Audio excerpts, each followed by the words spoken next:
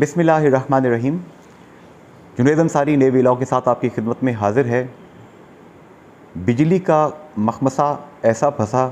फंसा कि अभी तक हल नहीं हुआ। आज़ाद जम्मू कश्मीर के अवाम अभी तक इस प्रॉब्लम में हैं कि आज़ाद जम्मू कश्मीर हुकूमत ने अभी तक वफाकी हुकूमत के साथ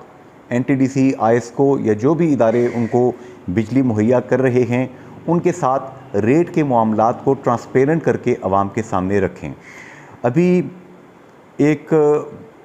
बहुत ज़बरदस्त किस्म का एक आर्टिकल छपा है जिसमें ये इंकशाफ किया गया है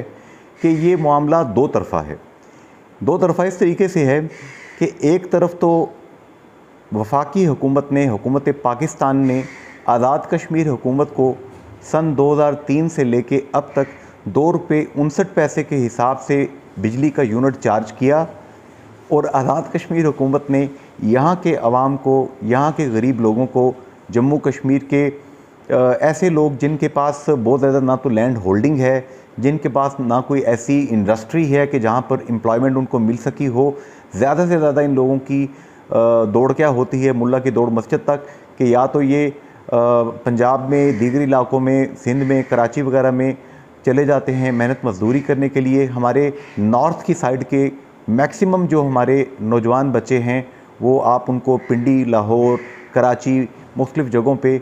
होटल इंडस्ट्री के अंदर देखते हैं, मुख्तलिफ़ जॉब्स के अंदर देखते हैं। या अगर वो मीरपुर,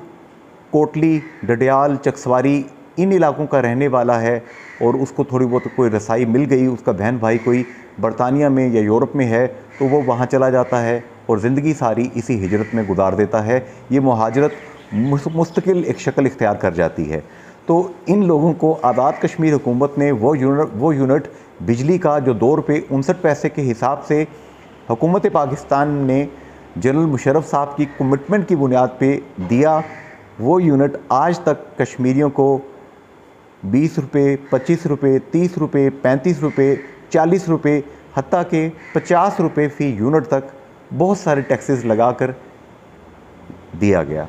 अब इस तमाम सूरत हाल में नई दिलचस्प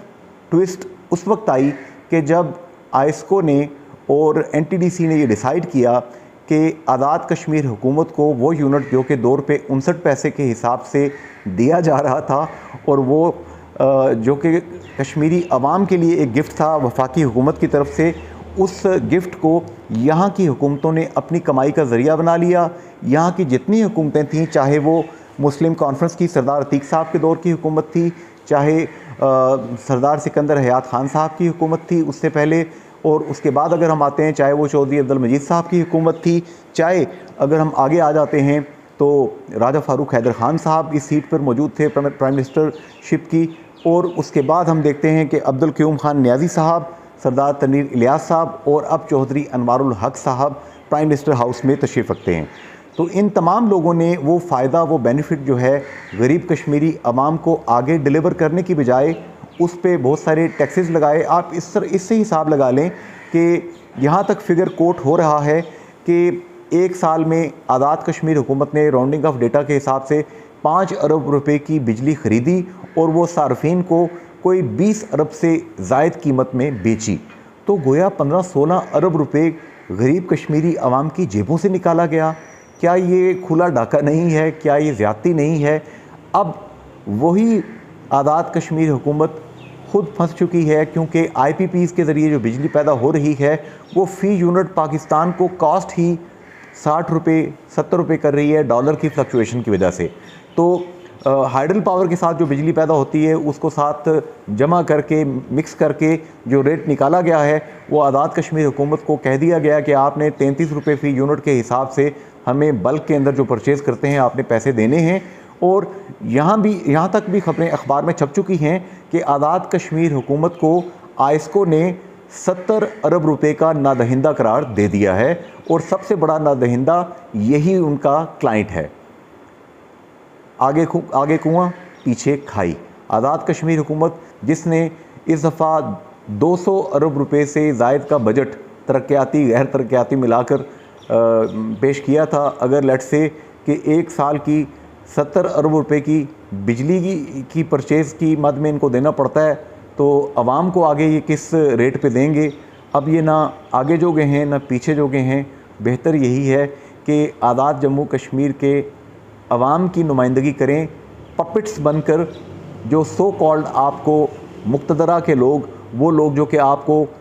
मुज़फ़्फ़राबाद की कुर्सी का लालच देते हैं, उनके हाथों में खेलने की बजाय, उनके हाथों का एक खिलौना बनने की बजाय अपने लोगों की नुमाइंदगी करें। आपकी इज़्ज़त भी होगी और आपको लोग जो है वो पुरवकार मकाम देंगे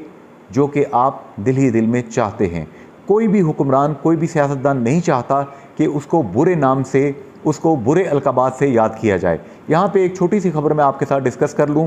कि सोशल मीडिया के ऊपर ये बात काफ़ी ज़्यादा वायरल हुई है 2-3 दिनों से। एक नोटिफिकेशन इशू हुआ है जिसमें लिखा गया है कि वज़ीर हुकूमत चकसवारी जनाब चौधरी अब्दुल मजीद साहब के फ़र्जंद, साबिक़ वज़ीर आज़म आज़ाद कश्मीर के फ़र्जंद जनाब कासम मजीद साहब को नोटिफिकेशन के ज़रिए ये कहा गया है कि उन्हें चौधरी कासम मजीद पढ़ा जाए, कासम मजीद के नाम के साथ चौधरी। तो अगर हमारी इज़्ज़त का मेयार ये अलकाबात के साबके और लाहके हैं तो अल्लाह ही हमारी कौम के हाल पे रहम फरमाए। अब देखते हैं कि एक्शन कमेटीज़, बार एसोसिएशन और इस तरह की जितनी यहाँ पे हमारी तंजीमें पूरे आज़ाद जम्मू कश्मीर में पब्लिक को मोबलाइज़ कर रही थी, जिन्होंने पहले बहुत बेहतरीन किस्म के यहाँ पे प्रोसेशंस किए, लाखों कश्मीरी लोग सड़कों पे निकले और पाकिस्तान के लोगों तक ये बात पहुंची, पाकिस्तान के ओपिनियन मेकर्स तक, डिसीजन मेकर्स तक ये बात पहुंची कि आज़ाद जम्मू कश्मीर के लोग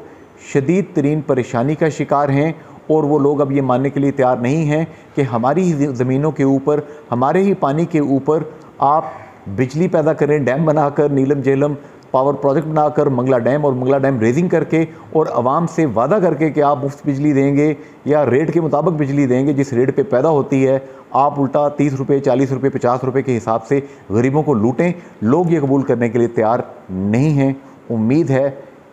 कि मामलात को अफ़हाम व तफ़हीम के ज़रिए हल कर लिया जाएगा। फ़ी अमान अल्लाह, हाफ़िज़ एंड गुड बाय।